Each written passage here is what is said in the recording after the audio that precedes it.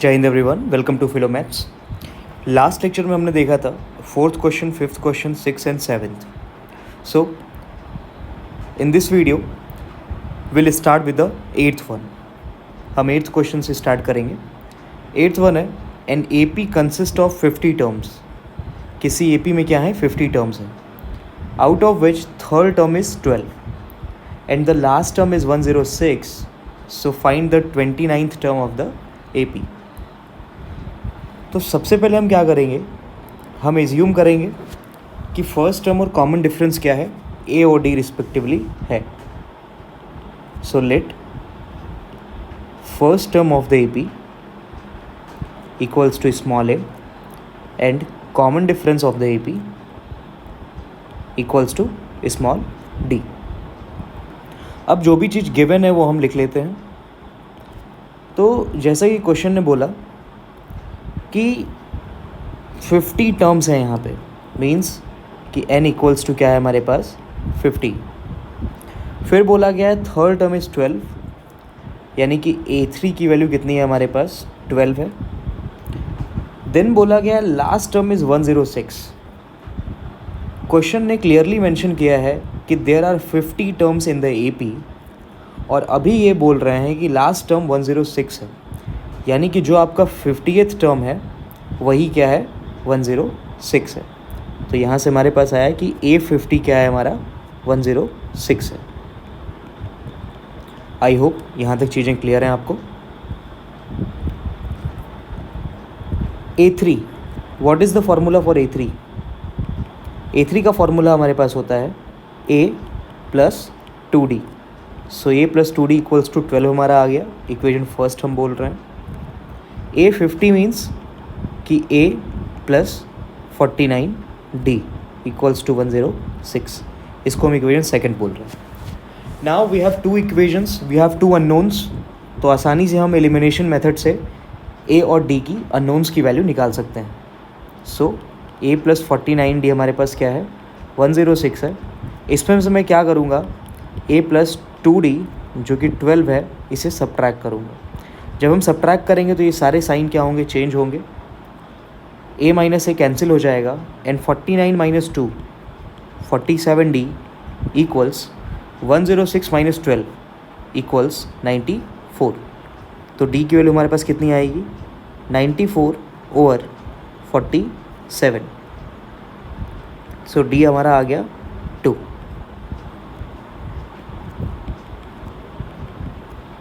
आगे बढ़ते हैं। किसी भी इक्वेशन में इधर 1 और 2, अगर हम D इक्वल्स टू 2 पुट करते हैं तो हमें A की वैल्यू मिल जाएगी। तो मैं इक्वेशन फर्स्ट ले लेता हूँ। तो from equation first A plus twice of D equals 12, और D की जगह हमें 2 पुट करना है। तो यहाँ से हमें मिला कि A प्लस 2 2 4 इक्वल्स टू 12। तो A की वैल्यू आ गई 12 माइनस 4 यानी कि 8। A और D की वैल्यू आ चुकी है, यानी कि AP के बारे में हम कुछ भी फाइंड कर सकते हैं। Now come back to the question. क्या हमसे पूछा गया था?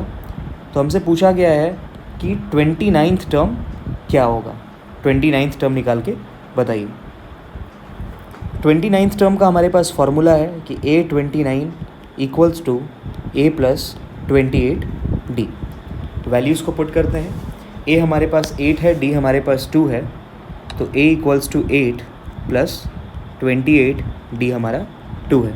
तो ये हमारा आया 8 प्लस 28 2 ज़ा 56 एंड 56 एंड 8 इक्वल्स टू 64। तो यहाँ से हमें मिला कि जो 29th टर्म है AP का वो क्या है हमारा, 64 है। I hope it is very clear to you. So I am moving to the next question. Next question हमारा क्वेश्चन नंबर 9 है। If the third and the 9th term of the AP are 4 and minus 8 respectively, so which term of this AP is 0? हमें दिया गया है कि third term AP का 4 है, 9th term AP का -8 है, तो कौन सा टर्म 0 होगा। तो हर क्वेश्चन की तरह हम स्टार्ट करेंगे कि let first term equals to A and D be the common difference, जैसा कि हमने लास्ट क्वेश्चन में भी किया था।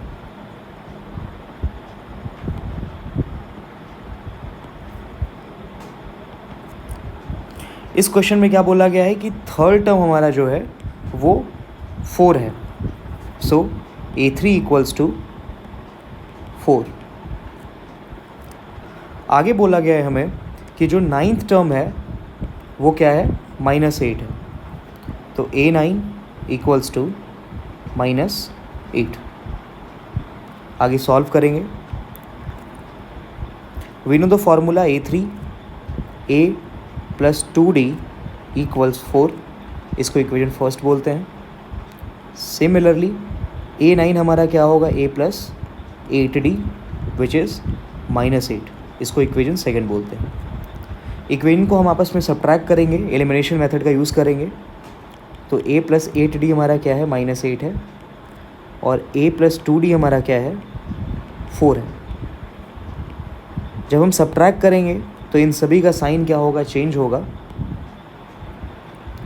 A कैंसिल होगा, 8 - 2 6D हमारे पास आया, -8 - 4 विच इज़ -12, तो D की वैल्यू हमारे पास आ गई 6 2 = 12 यानी कि -2।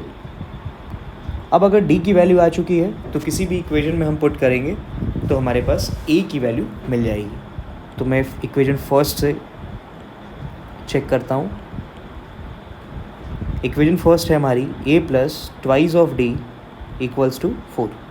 D की जगह हमें -2 पुट करना है, तो यहाँ से मिला हमें A -4 equals to 4, so A equals to 4 + 4 8। A और D ये बहुत ही बेसिक वैल्यू है, अगर ये हमारे पास हैं तो हम आसानी से AP फाइंड कर सकते हैं, AP का कोई भी टर्म फाइंड कर सकते हैं। फिर से क्वेश्चन पे चलते हैं। क्वेश्चन में क्या पूछा गया है कि which term of the AP is 0, कि AP का कौन सा टर्म 0 है। तो जैसा कि हम हर क्वेश्चन में करते थे, हम लेट करेंगे कि लेट कि nth term of the AP is 0, कि जो an है वो हमारा 0 है।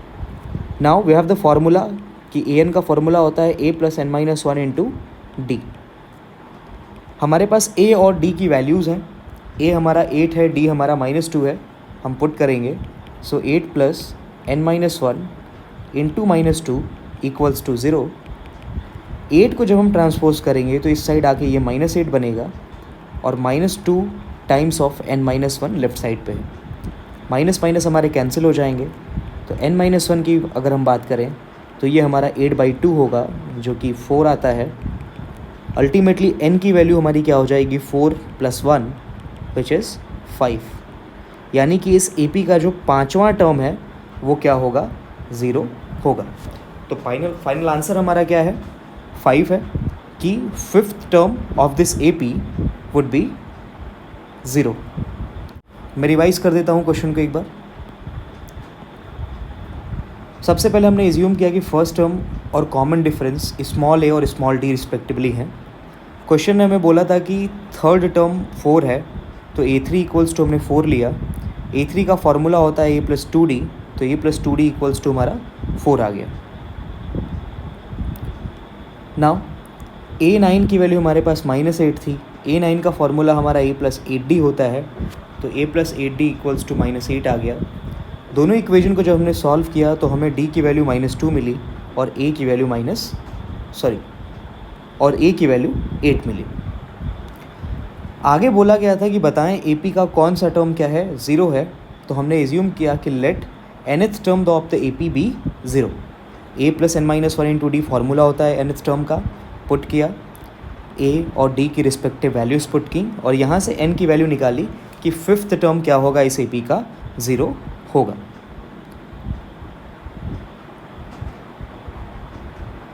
नेक्स्ट क्वेश्चन की तरफ हम मूव करते हैं। The 17th term of an AP exceeds its 10th term by 7, कि 17th टर्म 10th टर्म से 7 ज़्यादा है। तो हम सबसे पहले एज्यूम करेंगे कि फर्स्ट टर्म AP का स्मॉल a है, और कॉमन डिफरेंस ए पी का स्मॉल डी है। जब भी हमारे पास डिफरेंस की बात होती है कि कोई दो लोगों का डिफरेंस इतना है, एक वैल्यू दूसरी वैल्यू से इतनी बड़ी है या एक वैल्यू दूसरी वैल्यू से इतनी छोटी है, तो मैं आपको सजेस्ट करूँगा कि हमेशा एक रूल अपनाएं। सबसे पहले आप क्लियर करें कि बिगर वैल्यू कौन सी है और स्मॉलर वैल्यू कौन सी है। उसके बाद हमेशा रिलेशन इस तरीके से बनाएं कि bigger minus smaller equals to जितना बड़ा छोटा आपको बोला गया हो कि दोनों में कितने का अंतर है। देखते हैं इस क्वेश्चन को। तो क्वेश्चन में हमारे पास गिवन क्या था, come back to the question. The 17th term of an AP exceeds its 10th term, कि 17th टर्म एक्सीड कर रहा है यानी कि ज़्यादा है किससे, 10th टर्म से बाई 7। तो हम क्या लिखेंगे कि 17th टर्म यानी कि A17 बड़ा है किससे, A10th से, 10th टर्म से कितना बड़ा है, बाई 7। तो बिगर माइनस स्मॉलर का अगर हम कॉन्सेप्ट लगाएं तो A17 बिगर है माइनस स्मॉलर यानी कि A10 है, और कितने का अंतर है दोनों में, 7 का अंतर है। हमारे पास फॉर्मूला है, लास्ट क्वेश्चंस में काफ़ी यूज़ किया है, A17 माइनस A10। A17 का फॉर्मूला हमारे पास होता है A + 16D और A10 का फॉर्मूला हमारे पास होता है A + 9D। ब्रैकेट को ओपन करेंगे तो ये तो as it is A + 16D open होगा, लेकिन यहाँ पे माइनस का मल्टीप्लाई है तो दोनों के साइन चेंज होंगे। तो ये हमारा आएगा -A - 9D = 7। A और A हमारा कैंसिल हो जाएगा, A - A है।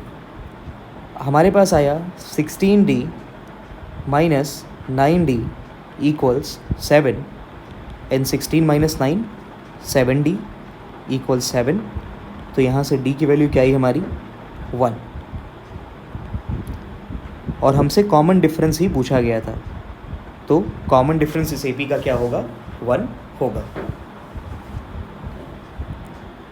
Now I am moving to the next question. Next question हमारा क्या है, 11th है।